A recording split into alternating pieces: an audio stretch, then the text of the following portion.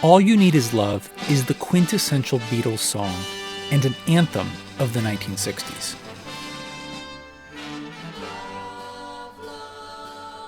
But there's an interesting anomaly toward the end of the song that is one of the most confounding and hotly debated questions in Beatles history. As a fair warning, once I point it out, you can't unhear this. The anomaly happens during the wild conclusion to the song that begins at around 2 minutes 45 seconds. At around 3 minutes 25 seconds, someone suddenly makes a callback to one of their earliest hits.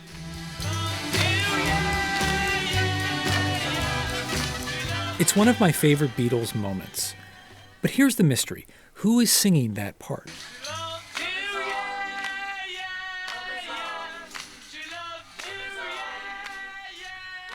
For the longest time, I thought it was Paul McCartney, as it sounds a lot like him and a lot like the part he's singing just before this. And some fairly authoritative sources, like George Harrison, seem to confirm that theory, as he recalls in this 1967 interview. If you notice at the end of All You Need Is Love, there's Greensleeves and In the Mood and all sorts of different tunes coming over the end. I know Paul just thought of it at the time and then just started singing She Loves You. And in a much later interview, Paul himself seems to imply the same. All You Need Is Love was John's song. I threw in a few ideas, as did other members of the group, but it was largely ad-libs like singing She Loves You, or Greensleeves, or silly little things like that at the end, and we made those up on the spot. So while this evidence is fairly convincing, coming from two actual Beatles who were there, the problem is that it also sounds a lot like John, especially during the second time around when the tone is a bit raspier.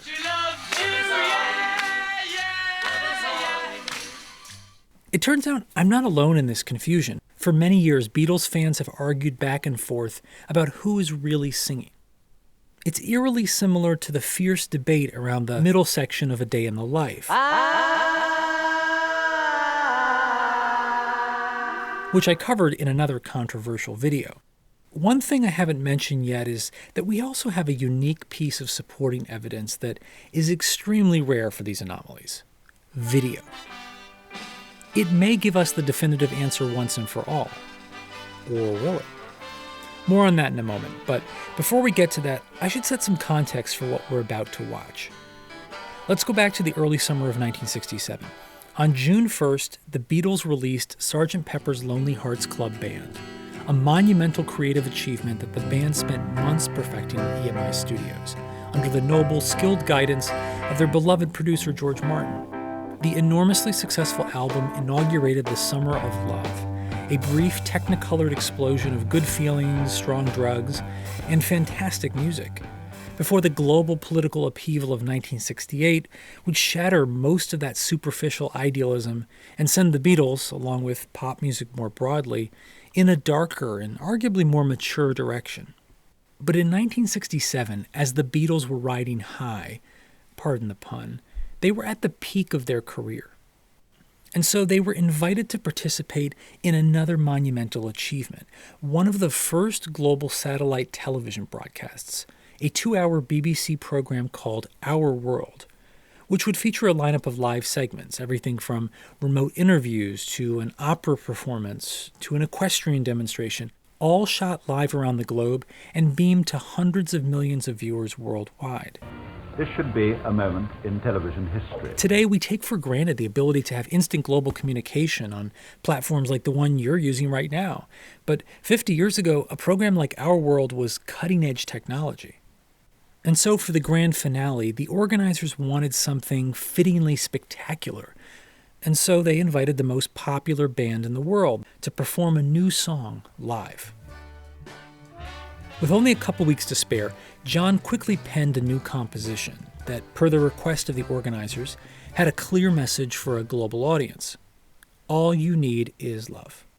Although the band wanted to play the song entirely live during the broadcast, George Martin wisely insisted on recording a backing track in advance, which was pretty common for live TV performances to avoid any major mishaps.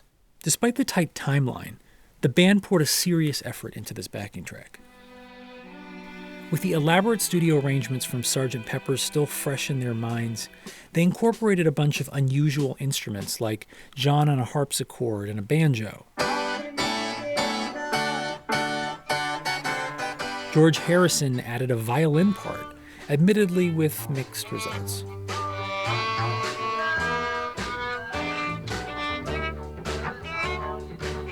Paul played a classical double bass. Ringo added percussion.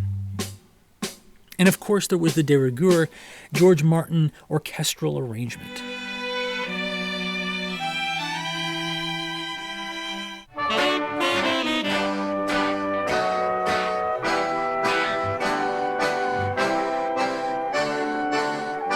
During the actual broadcast, this track would be played live while John's vocal, Paul's bass guitar, George's guitar solo, and a few other parts would be live.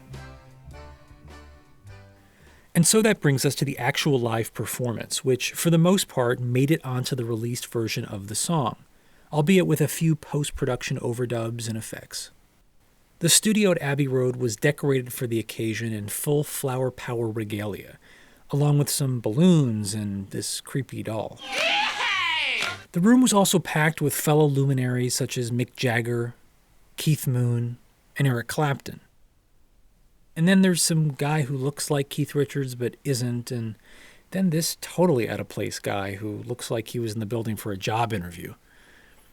Anyway, there's tons of charming little moments that you can only catch in the video, like Paul's reaction to his own high-pitched trill.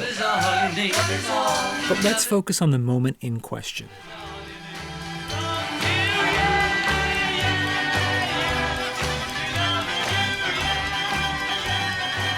So there it is. It's John singing. Case closed, right? Well, not quite. We only see John on camera for the second part of She Loves You. But what about the first part? Of course, given Murphy's Law, at the exact moment that we would have definitively revealed which Beatle starts singing She Loves You, the camera is as far away as possible. And since this is long before high-definition television, we can't really enhance anything either. Ugh. But let's wind back a little bit earlier. I'm going to reveal something that, as a fair warning, you can't unsee. Notice how the man in the purple shirt knocks his sign into the bottom of Paul's vocal mic stand, causing Paul's microphone to swing in John's direction.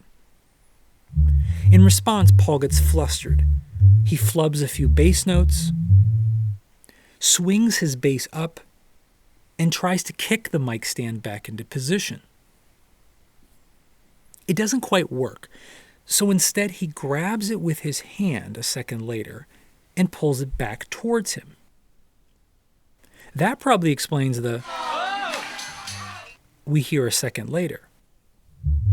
Paul, finally back on track, turns to John, who was already looking back at Paul, probably because of the mic stand chaos from a second earlier. And it looks and sounds like Paul starts to sing, cueing John to join. But suddenly, another guy hits Paul's mic stand again, sending Paul's mic back towards John. So for the second She Loves You, we can only really hear John singing. Why? Because he now has both his and Paul's microphones facing him. So the answer to the mystery is that it's both of them singing. Paul kicks it off, John joins in, and then both of them sing the rest together. But because of the microphone incident, we can only really hear John's part after the first She Loves You. And thanks to the video evidence, the mystery's solved. Oh, yeah! In doing research for this episode, I also found another neat snippet that reveals something else. That this tongue-in-cheek reference to their own earlier work wasn't as spontaneous as it seems. Here's the segment of the Our World broadcast that was shown on TV just before they started their official performance. It features a behind-the-scenes warm-up from the perspective of the control room with a very cool, calm, and collected George Martin at the helm. Here then is final mixed track take one of a song which we offer to the whole world. All you need is love. All right. Ready? Let's go for it then. As you can see, John sings it during this rehearsal. Now, I don't know if he or Paul had thought of it before this moment, but it's proof that it was conceived before the final live performance. So who knows, perhaps Paul, recovering from his mic stand incident, was cueing John to start the She Loves You part. I don't know for sure, but it's a pretty neat, rarely seen moment of history in the making. On a side note, you'll notice that this clip is in black and white, just like the original broadcast. The version that I've been using is a colorized version based on photographs that was created for the Beatles anthology series in the 1990s. Now that we've hopefully solved this mystery, I want to reflect for a moment on what this song and this performance represents. As I said earlier, in June 1967, the Beatles were indomitable. And although the band would continue to produce a series of fantastic albums for the next few years, until their breakup in 1970, it's hard not to look at this moment as the true pinnacle, or as one commenter aptly put it, the inflection point of the band's career. In only 10 years, they had gone from being a ragtag group of teenagers performing in dingy clubs in Liverpool to being the most influential creative entity on the planet, one that we're still talking about and analyzing over 50 years later. And their little callback really puts into perspective just how far the group had evolved in such a short amount of time.